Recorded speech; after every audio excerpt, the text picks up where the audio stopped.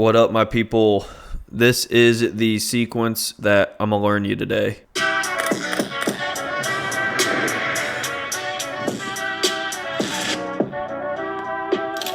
Not that part.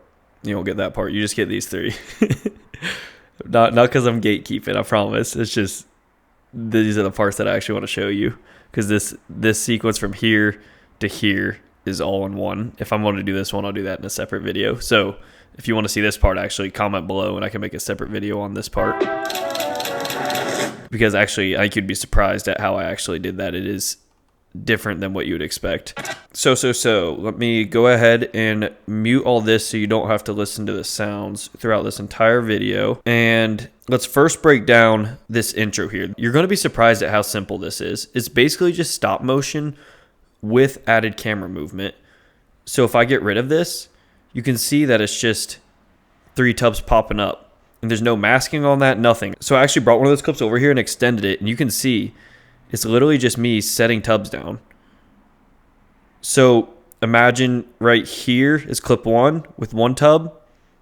Clip 2 is right here to here with 2 tubs. And then clip 3 from, I got to go a little farther, sorry. Clip 3 is from here to here. And the color grade cut off. That's why it looks a different color. So ignore that.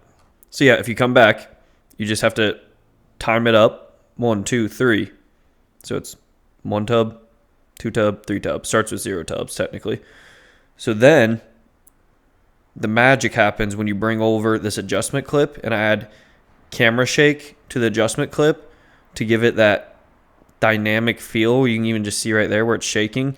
And then with my keyframes, I just track and follow the tubs. So I start at a 1.75 zoom. I zoom out slightly because I know that I'm eventually going to want to jump in. So it's going to be like a zoom out and then hard cut in.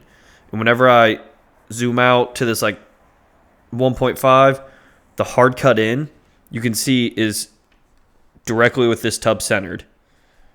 And then I keep it. And here's my next keyframe with this tub still centered. And I'm going to move it to the right because the next tub's going to be right here. So you see I just go over, 3, I think? Yeah, 1, 2, 3 frames. Exactly whenever this tub is popping up. So you can see it's right over this seam, this transition. 1, 2, 3. And now the next one's going to be on top. So I'm going to go until right here is my next keyframe. And it's going to move up. So this is centered on screen. 1, 2, 3. Pops up. And this is all with the camera shake. Camera shake still applied all throughout. And this is zooming back out. And right here, I add even more camera shake and zoom blur to hide the transition. But this is just a video of me. I had this edit in mind. So I told the girl pouring the drinks to pour the drink on the count of 3. So I just kind of matched this up. You can tell these aren't even perfectly matched. But this is just a video of me transitioning over, her pouring the drink, and then handing it to the person. So this is a speed ramp right here to hide it. So let me show the retime curve. Yeah, speed ramp over. So whenever it plays through, it hides pretty damn well. You can tell it's there now that I told you, but originally I bet you didn't really notice. And then I didn't even speed ramp out of this. So technically this ends right here and it just hard cuts to this girl drinking. And I just happened to be recording whenever she looks at the camera, or I guess didn't look at the camera, looks at her friend and goes, "That shit's good." And I wanted to blur it out because of the page that it's going up on Instagram. So right here, I split the clips because this one, I used a face tracker. So if you go into the Fusion page, use a tracker, and I tracked it to her face. So you can see how this follows her face around. And I've made a different video explaining how to use face trackers. So you can look on my channel to find the video fully explaining that. But yeah, it's just, this is where it's zooming in on her face. So obviously I'm going to have the zoom blur because that's what happens when you zoom, and camera shake. So it's just going from a regular clip to the face tracker. And then whenever she cusses, I duplicated the clip above and added mosaic blur. That's what this is called. The pixelated, like the squares, is a mosaic blur.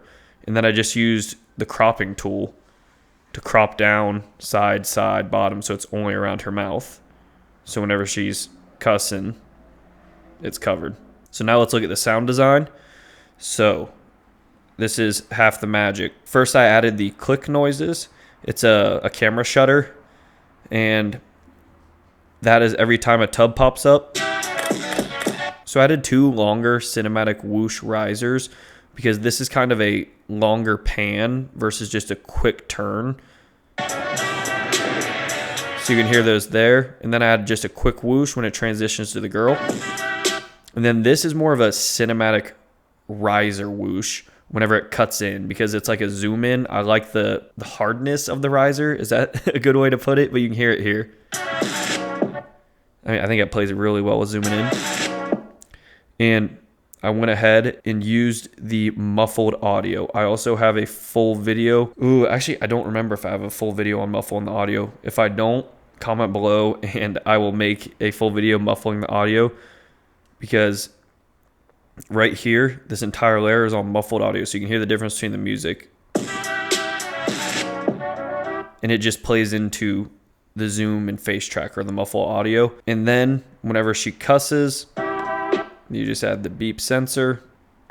And that's really it. I mean, it's very simple. There's no crazy effects in this. But yeah, I hope this got the creative juices flowing.